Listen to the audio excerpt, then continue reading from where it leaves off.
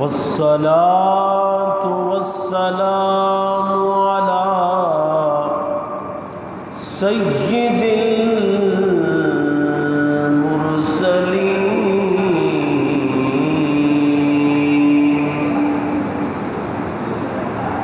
خاتم النبيين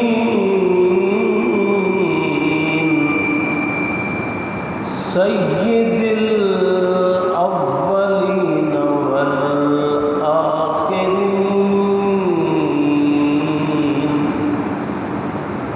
وعلى آله وصحبه أجمعين أما بعد فأعوذ بالله من الشيطان الرجيم بسم الله الرحمن الرحيم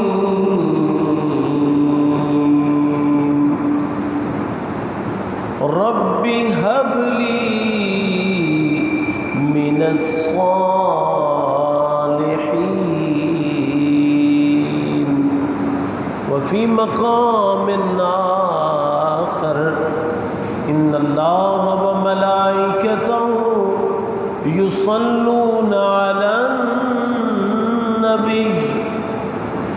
يا أيها الذين آمنوا صلوا عليه وسلموا تسليما اللهم صل على سيدنا مولانا محمد وعلى آل سيدنا ومولانا محمد وبارك وسلم بلغ العلا بكماله كشف الدجى بجماله حسنت جميع خصاله صلوا عليه وآلہ سارے احباب بار دیگر ہدیہ درود و سلام ببارگاہ خیر الانام الصلاۃ والسلام علیک یا سیدی یا رسول اللہ وعلی آلک واصحابک یا سیدی یا حبیب اللہ۔ ذی الحج کا ماہ مبارک ہے اور آج 9 ذی الحج ہے۔ اللہ کریم جل جلالہ نے ہم سب کو اپنے گھر میں جمعۃ المبارک کے حوالے سے اور اس آج کے مبارک دن کی نسبت سے جمع ہونے کی توفیق بخشی۔ آج تیسرا جمعۃ المبارک ہے کہ ہم حضرت سیدنا ابراہیم علی نبینا و علیہ الصلاۃ والتسلیم کے ذکر پاک کے حوالے سے اپنی حاضری پیش کر رہے ہیں۔ اللہ رب العزت اپنے کلام پاک میں یوں تو بکثرت مقامات پر حضرت سیدنا ابراہیم علیہ السلام کا ذکر فرماتے ہیں، لیکن چند چیدہ مقامات میں سے ہم نے قرآن پاک کی ان آیات طیبات کو پڑھا جن میں حضرت سیدنا ابراہیم علیہ السلام کا ذکر پاک موجود ہے۔ آج سورۃ الصافات ہے اور اس کی چند آیات طیبات ان کو پڑھنے کی سعادت حاصل ملے گی۔ اس سورہ مبارکہ میں اللہ کریم نے 8 انبیاء کرام کا تذکرہ فرمایا ہے۔ حضرت سیدنا نوح علیہ السلام کا ذکر کیا،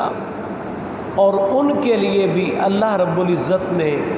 بڑا اعزازی کلمہ استعمال فرمایا کہ سلام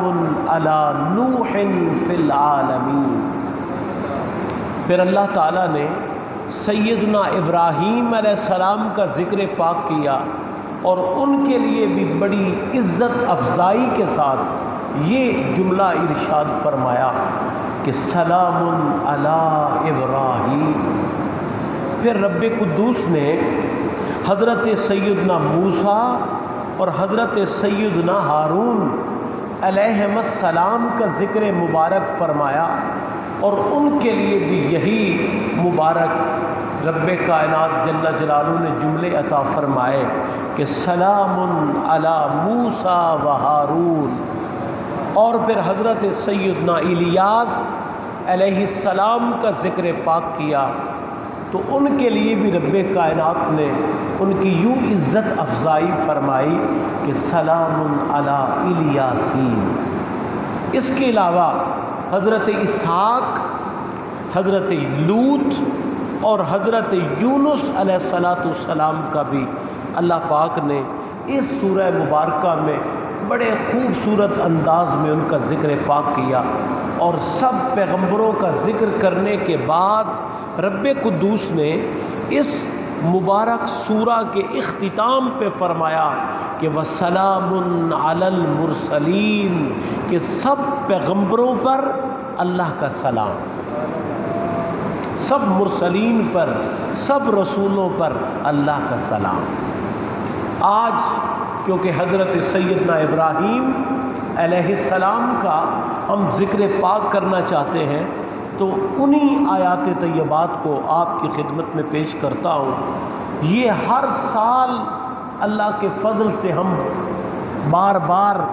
ان کو سیکھتے ہیں، ان آیات مبارکات کو پڑھتے ہیں، ان کے معارف پہ غور کرتے ہیں کہ اللہ کے نبی نے،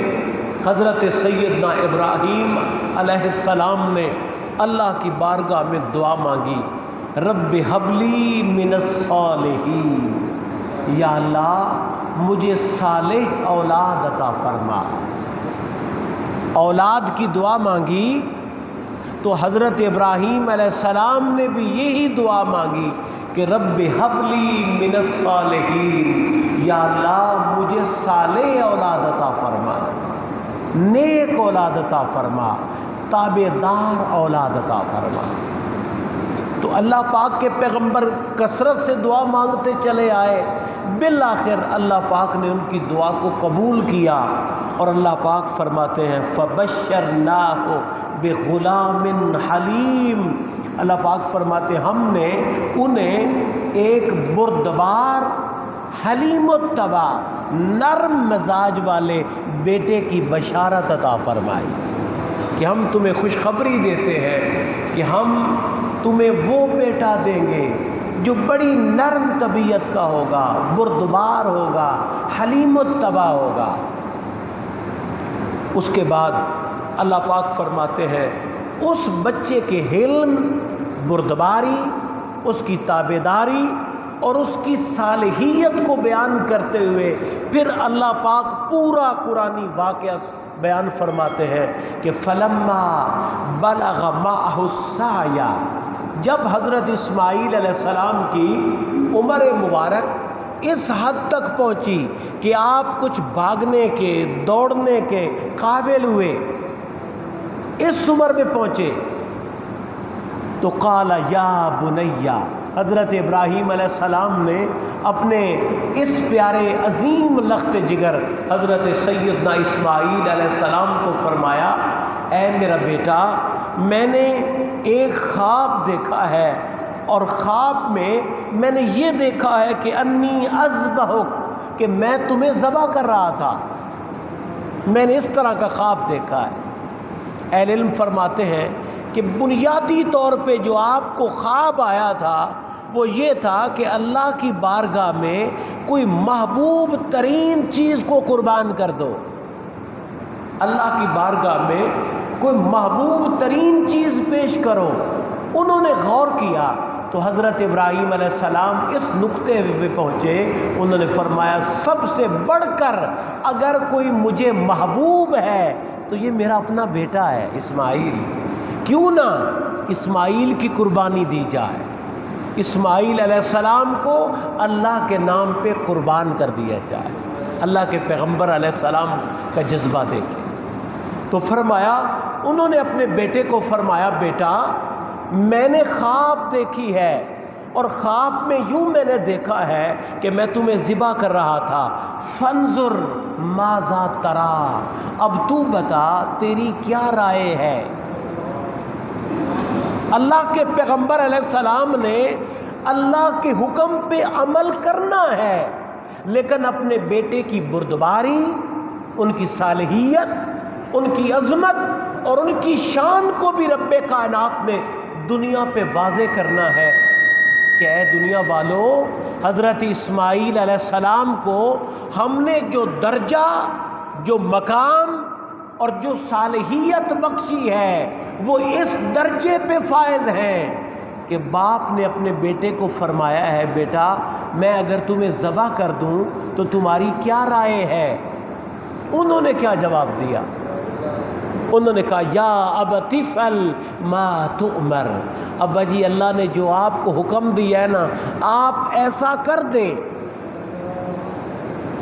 بنیادی بات یہ ہے کہ یہ ساری تربیت کی بات ہے۔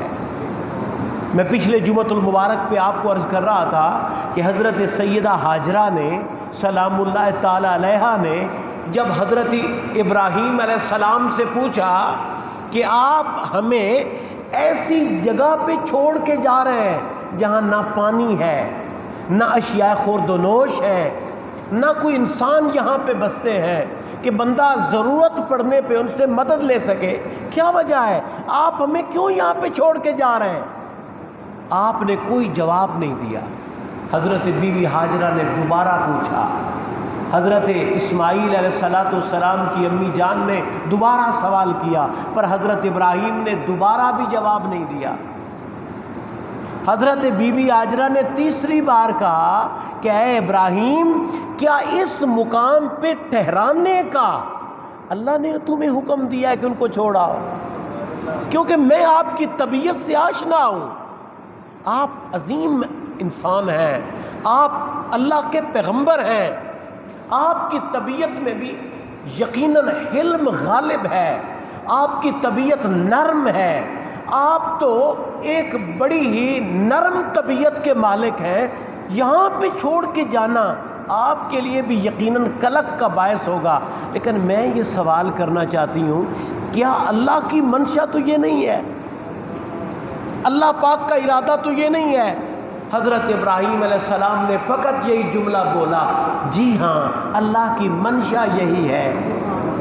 اس وقت حضرت بی بی ہاجرہ کوئی آہ و فغاں نہیں کرتی کہ اس چٹیل میدان میں کون ہمارا سہارا بنے گا۔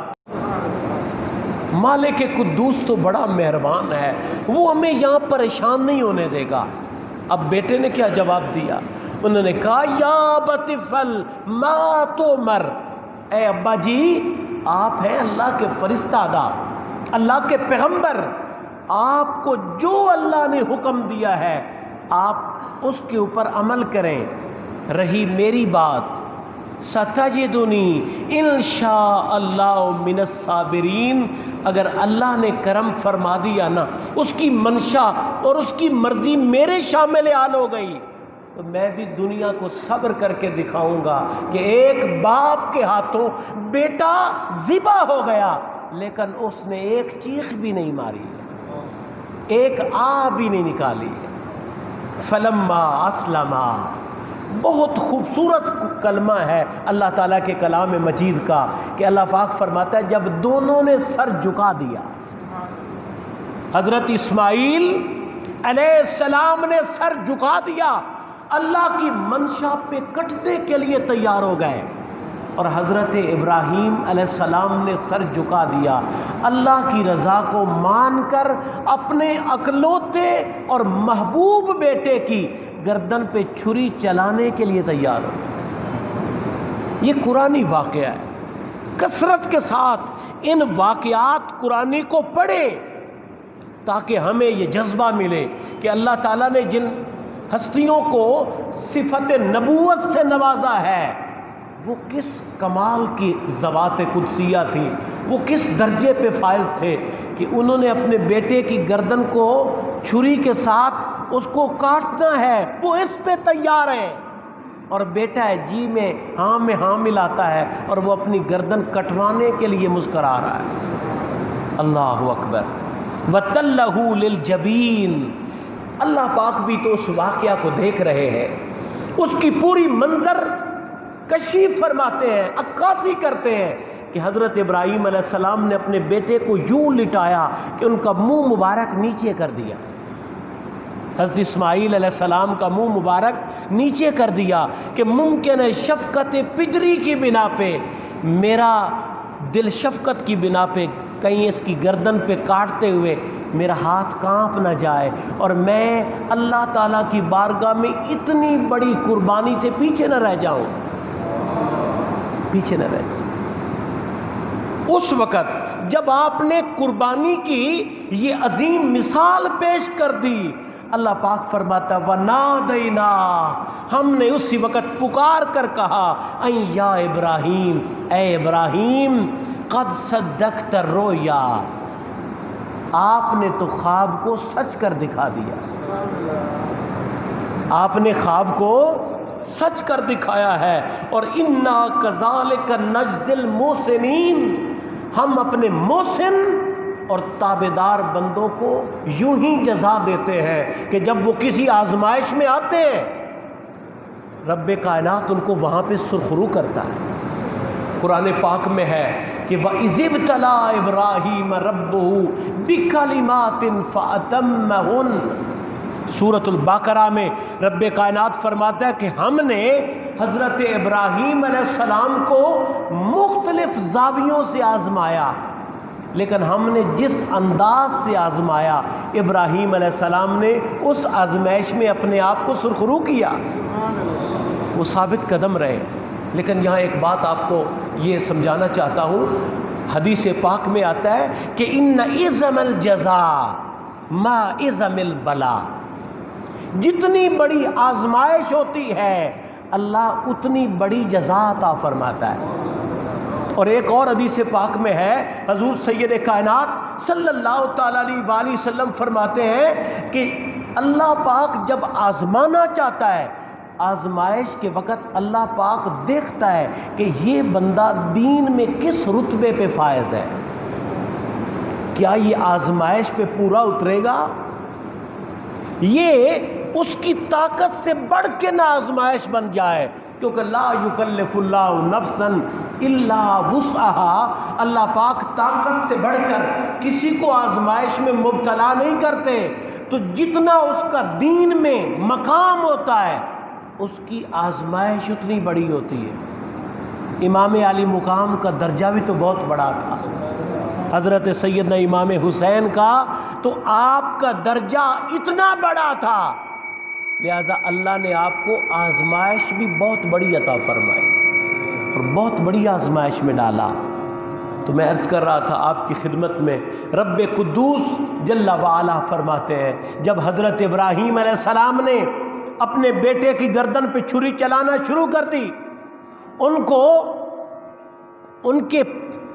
الٹا ان کو لٹا لیا اور ماتھے کے بل زمین پہ ان کو لٹایا، ان کی گردن پہ چھری چلانے لگے، ہم نے کہا صدقت الرؤیا، اللہ پاک فرماتا ہم نے کہا اے ابراہیم آپ نے خواب سچ کر دیا، انا کذالک نجزی المحسنین، ہم اپنے محسنین بندوں کو یوں ہی جزا دیتے ہیں۔ ان ھذا لہو البلاء المبین، اللہ پاک فرماتے ہیں لوگوں دیکھ لو یہ بہت بڑی آزمائش تھی، جس آزمائش میں حضرت ابراہیم علیہ السلام کو ڈالا تھا، لیکن اللہ پاک نے ان کو سرخرو کر دیا۔ وَفَدَيْنَاهُ بِذِبْحٍ عَظِيمٍ، اب یہاں پہ غور طلب بات ہے، جب رب کائنات کے لیے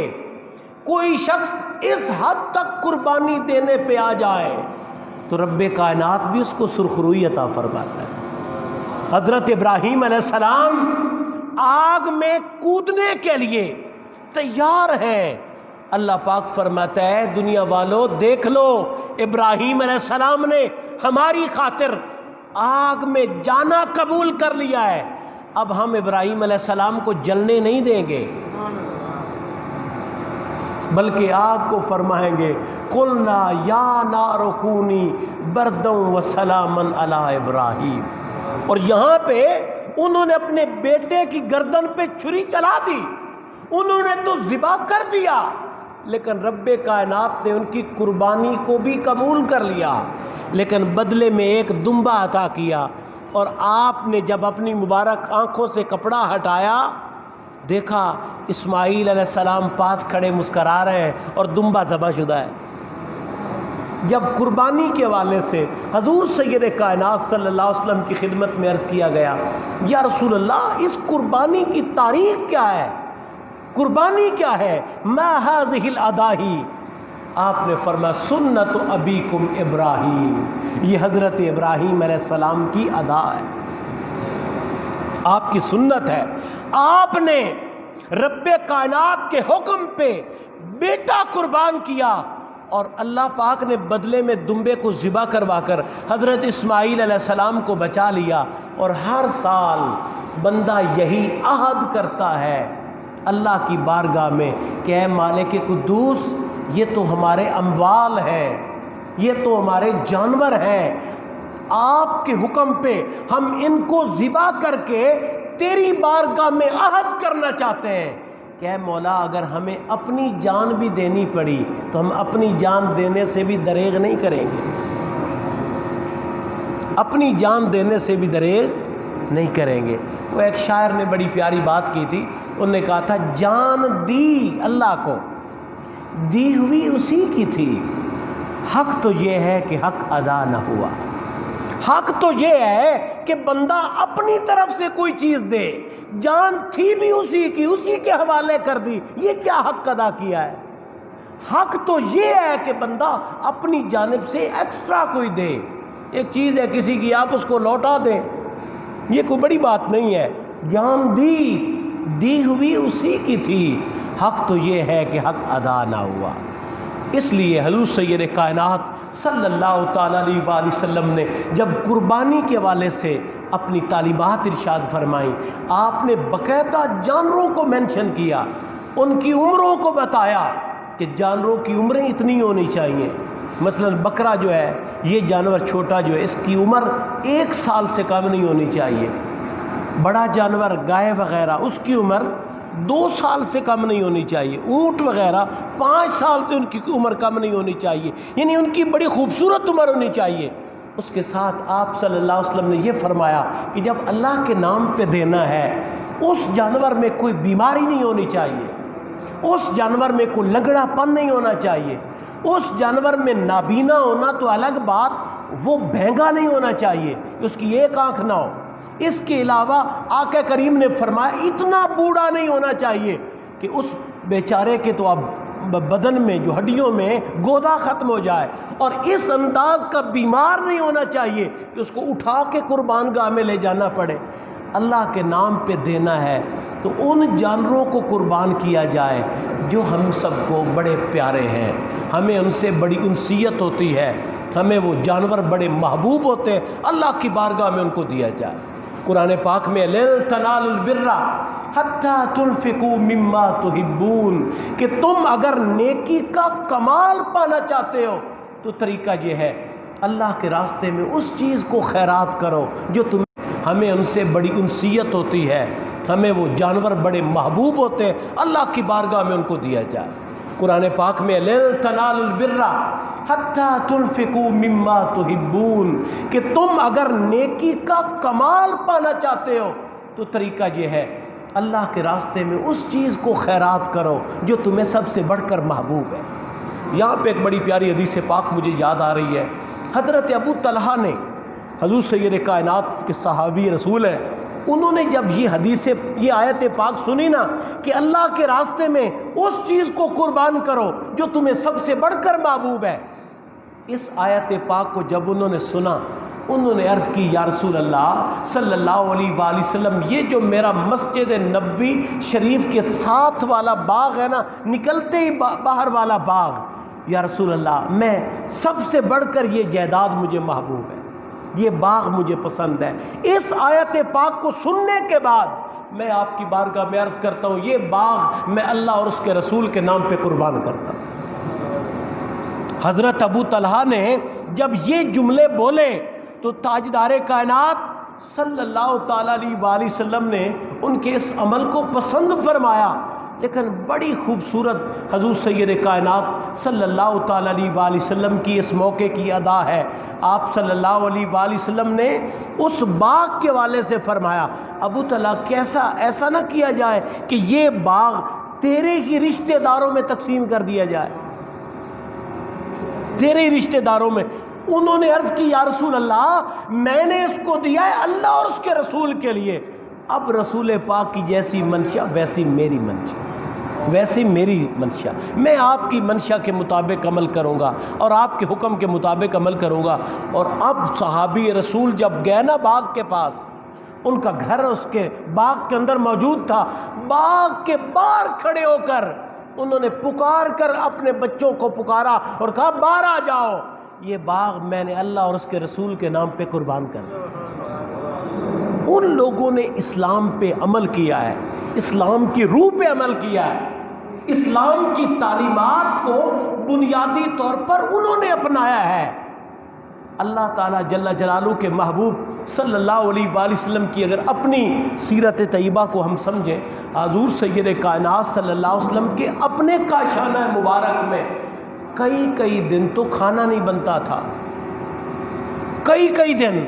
کھانا نہیں بنتا تھا، ظاہری فقر کی کیفیت تھی، لیکن حضور سید کائنات اس کے باوجود ہر سال 2 قربانیاں دیتے تھے،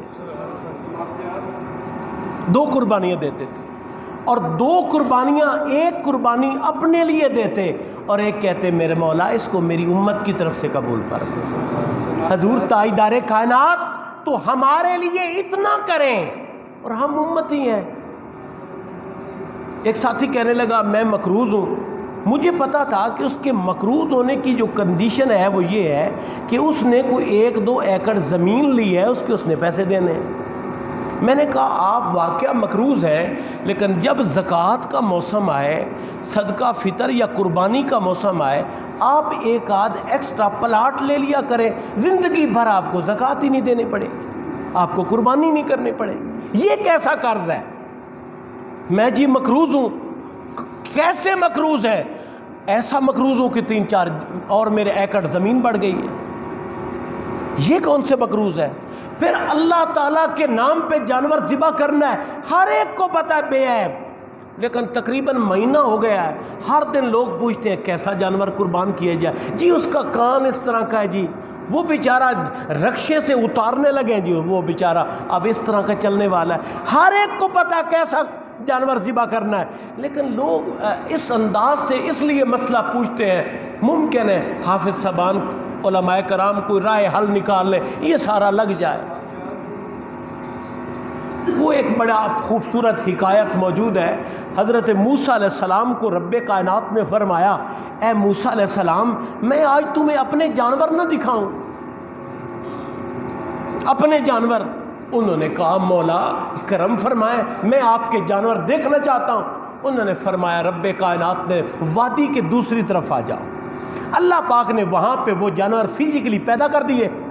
موسیٰ علیہ السلام نے جب ان جانوروں کو دیکھا تو کوئی گرا پڑا ہے، کوئی بیچارہ نہایت کمزور ہے، کسی کے پوٹیوں کا مسئلہ ہے اور کسی کی ٹانگ کا مسئلہ ہے، کسی کی آنکھوں کا مسئلہ ہے۔ یہ سارا منظر دیکھا، انہوں نے کہا مولا یہ ہے تیرے جانور، یہ ہے تیرے جانور۔ اللہ پاک جل جلالہ کی بارگاہ میں موسیٰ علیہ السلام عرض کرنے لگے یا اللہ ایسے ہیں تیرے جانور؟ اللہ پاک نے فرمایا موسیٰ میرے نام پہ لوگ دیتے ہی تو ایسے ہی ہیں نا، اللہ کے نام پہ دینا ہے، اللہ کے پیغمبر جن کی ادا کو ہم نے ادا کرنا ہے، انہوں نے اکلوتے اور اپنے محبوب بیٹے کی گردن پہ چھری چلا کے دنیا کو بتایا تھا کہ قربانی دینی ہے اللہ کے لیے تو محبوب چیز کو قربان کرو. میرا ایک ہی بیٹا ہے، دیکھ لو، میں اپنے اس بچے کو بھی اپنے مولا کے نام پہ قربان کر رہا ہوں. 80+ عمر ہے میری، 80 سال تک میں نے دعا مانگی ہے، اللہ نے مجھے بیٹا دیا ہے، اب اللہ نے مانگا ہے تو میں ذبح کر رہا ہوں. اللہ تعالیٰ کے لیے اس انداز سے قربانی دینی چاہیے. جب حضرت ابراہیم علیہ السلام نے قربانی کا حق ادا کیا تو رب کائنات نے کیا فرمایا؟ سلام علی ابراہیم، اے ابراہیم مولا کریم کا تجھے سلام، اللہ کا تجھے سلام. اللہ تعالیٰ کا حضرت ابراہیم علیہ السلام کو فرمانا اے ابراہیم تیرے رب کا تجھے سلام، یہ بہت بڑے اعزاز کی بات ہے. لیکن یہ ملا کیسے؟ یہ عزت ملی کیسے؟ یہ سرفرازی ملی کیسے؟ بہت بڑی قربانی کے بعد، ایک جہد مسلسل کے بعد. آپ کو رب کائنات نے جس آزمائش میں مبتلا کیا، آپ ڈگمگائے نہیں ہیں. رزق مانگا، آپ نے قربان کر دیا. جان مانگی، آپ نے آگ میں کود کر اپنی جان کو بھی قربان کرنے کے لیے جان کی بازی لگا دی. اللہ نے اولاد کے بارے میں فرمایا محبوب چیز کو قربان کرو، آپ نے اپنے بچے کی گردن پہ چھری چلا دی. جب اس انداز کا ایک رب کائنات کی اتباع کا جذبہ آ جائے، اللہ بدلے میں توفیق اور سعادتیں بھی یہ عطا فرماتا ہے کہ سلام علی ابراہیم، اے ابراہیم تجھے رب کائنات کی طرف سے سلام.